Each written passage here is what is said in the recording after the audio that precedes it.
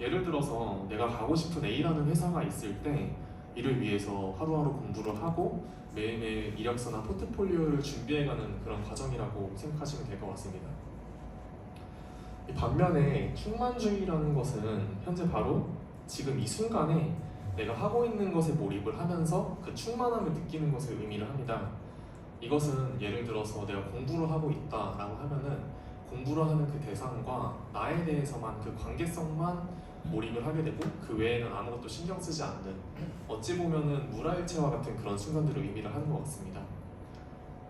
제가 봤던 유튜브 강연에서는 목적주의적인 삶은 공허할 수밖에 없고 충만주의적인 삶을 추구해야 된다고 주장을 하였습니다.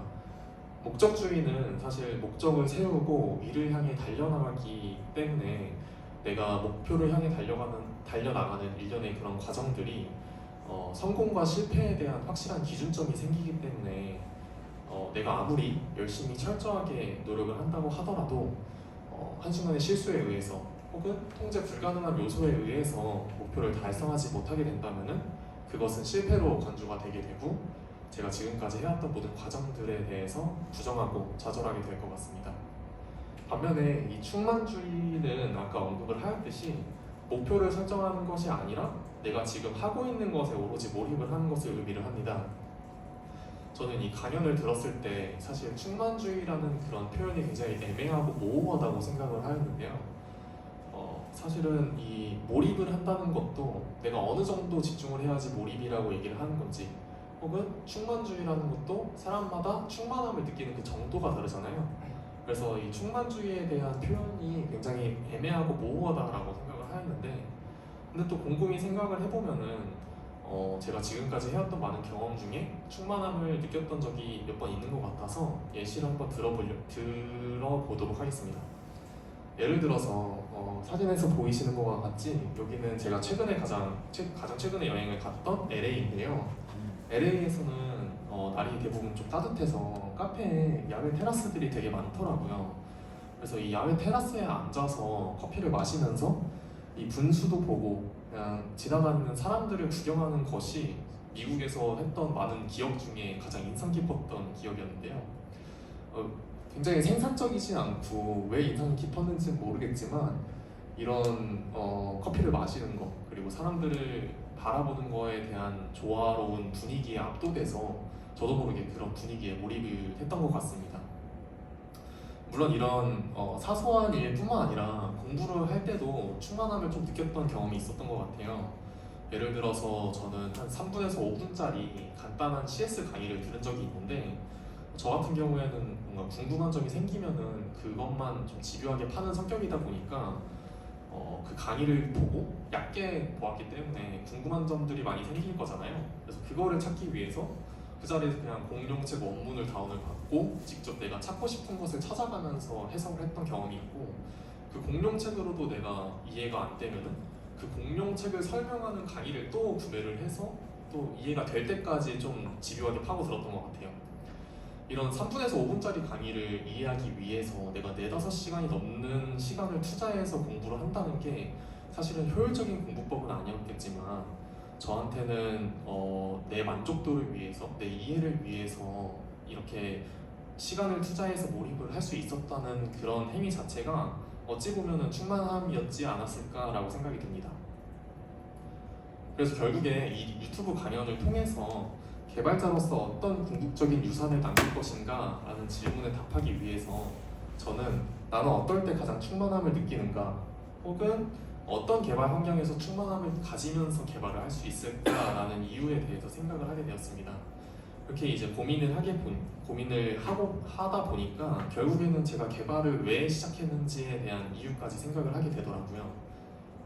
저는 이제 개발에 흥미를 갖게 된 첫 번째가 이제 군 복무 시절에 엑셀 프로그램을 만들면서 이제 시작을 하게 되었는데요.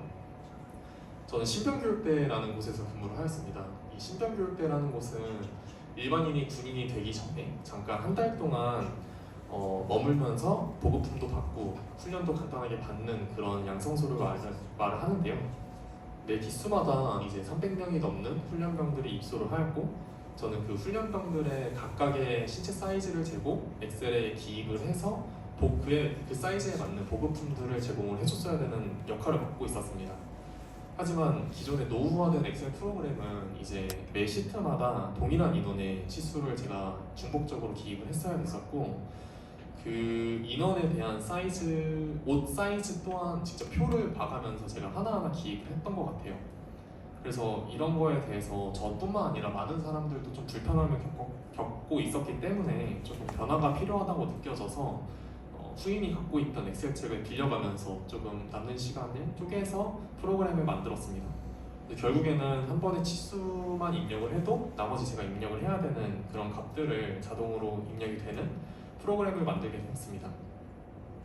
이 프로그램을 만드는 거는 며칠 걸리지 않았지만 프로그램을 만듦으로써 뭔가 업무의 정확도나 시간이 되게 단축되면서 많은 사람들이 되게 기뻐하였던 기억이 있습니다. 그래서 이렇게 내가 프로그램을 만들기 위해서 몰입했던 그런 경험이나 그 결과적으로 많은 사람들이 좀 기뻐했던 그런 경험이 저한테는 뿌듯한 추억이 되어 있어서 개발을 시작하게 되었습니다. 그래서 결과적으로 저는 누군가한테 도움을 줄 수 있었을 때 가장 충만함을 느꼈던 것 같고 그게 가장 나답다라고 생각이 들더라고요. 그래서 그렇게 생각을 거치다 보니까 제가 추구하는 키워드 3가지를 뽑았는데요. 바로 성장, 영향력, 도움입니다. 그래서 이 3가지 키워드를 조합을 해서 궁극적 유산을 한번 만들어 보니 누군가한테 도움을 주기 위해서 나를 성장을 시키고 그 성장을 통해서 다른 사람들한테 더 큰 영향력을 끼칠 수 있는 그런 선순환을 만들어가는 개발자가 되고 싶다는 저의 개발자로서의 목표와 방향성을 설계를 하게 된 것 같습니다. 그래서 어떤 개발자가 되고 싶다라는 궁극적인 유산을 찾았으니 이제 거기에 도달하기 위해서 매일 노력할 수 있는 의식적인 연습을 설정할 차례가 되었습니다. 이 의식적인 연습을 설정하기 위해서는 먼저 2가지 질문에 대해서 저는 답변을 했어야 됐었는데요. 첫 번째는 누구에게 도움을 줄 것인가, 그리고 2번째는 어떻게 도움을 줄 것인가 였습니다.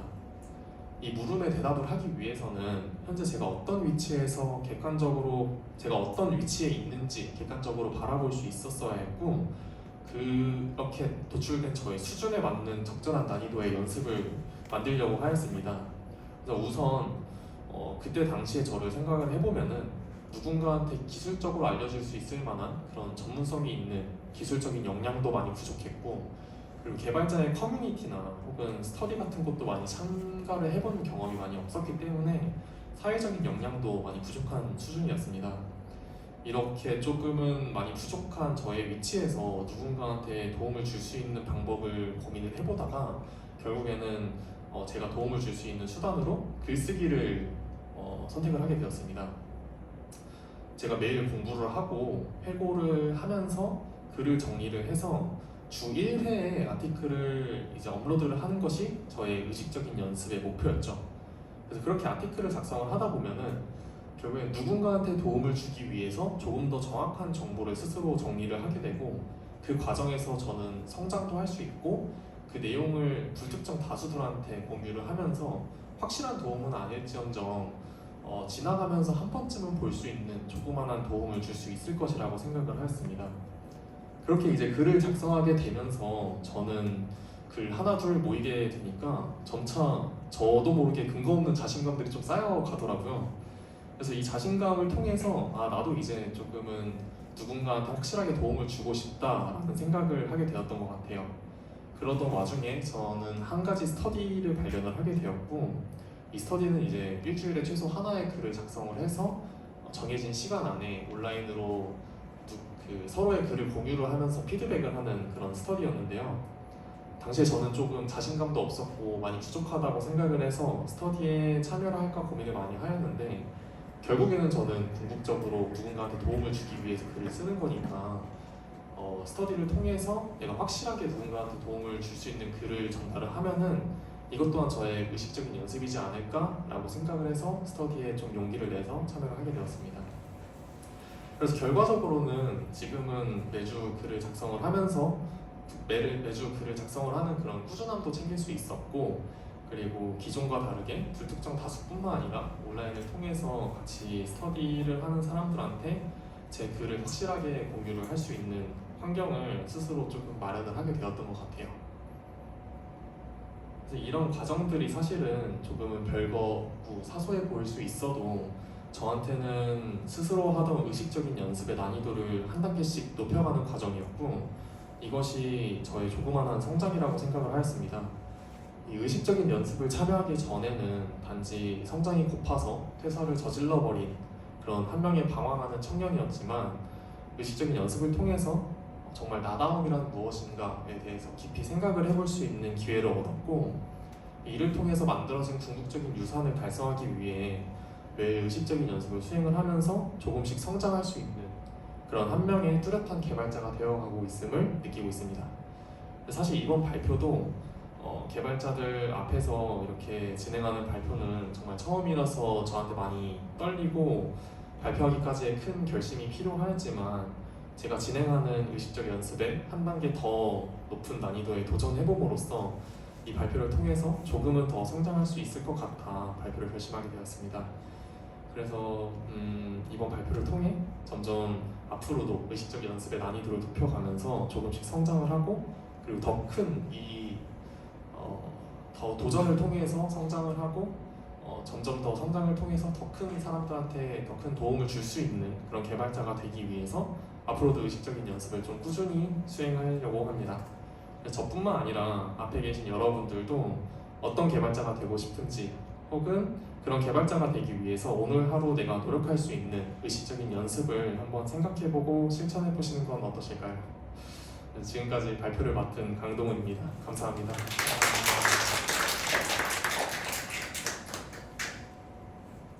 혹시 뭐 궁금한 거 있는 분 계시면 질문 시간 잠깐 가져도 괜찮을 것 같아요.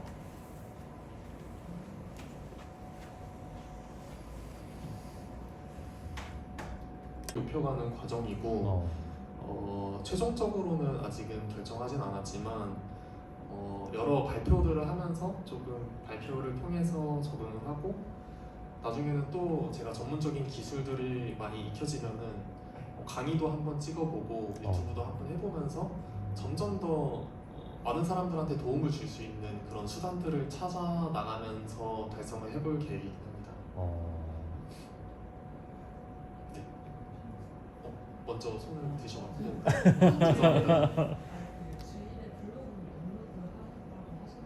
네.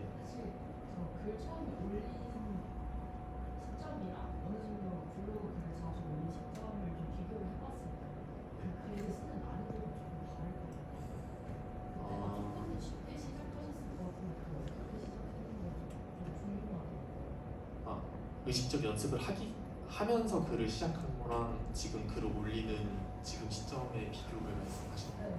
저도 블로그를 올리고 싶은데 네. 어떻게 써야 될지 시작해서 정확하게 안 올리고 그걸 좀 올리기 위해서 어떻게 하셨을까? 맞습니다. 저도 사실 글쓰기를 작성을 할 때 제가 뭔가 전문적인 전문적인 지식을 갖고 있진 않아서 뭔가 기술적인 글을 올리는 것도 조금은 어려웠고, 그렇다고 내가 어떤 주제를 해야 될지는 좀 막막했던 순간들이 있었던 것 같아요. 근데 이제 내가 일주일에 하나씩은 글을 무조건 올려야겠다라는 목표가 생기다 보니까 좀 생활을 하면서 내가 어떤 글을 올릴지라고 조금 계속 생각을 해보면은 주변에서 좀 찾아볼 수 있는 소스들이 그때부터 눈에 하나씩 보였던 것 같아요. 그래서 기술적인 글을 먼저 올리기보다는 저는 조금은 회고글이나 아니면 내가 생각하는 것들을 조금씩 올리면서 적으면서 글을 쓰는 방법에 대해 조금 익숙해지고, 이제 글을 쓰게 되면은 자신만의 템플릿이 조금은 생기게 되니까 그걸 토대로 내가 어려웠던 기술적인 글을 조금은 더 수월하게 작성하게 되는 그런 계기가 된 것 같습니다. 감사합니다. 네네. 주 1회라는 게 어려울 수 있잖아요. 네. 지금 시험 다시 준비 중이기 면접도 해야 되고 과제나 그런 것들 많이 해야 되는데 일상도 주 1회라는 게 좀 어쩔 때는 어느 주는 넉넉한데 어느 주는 막하고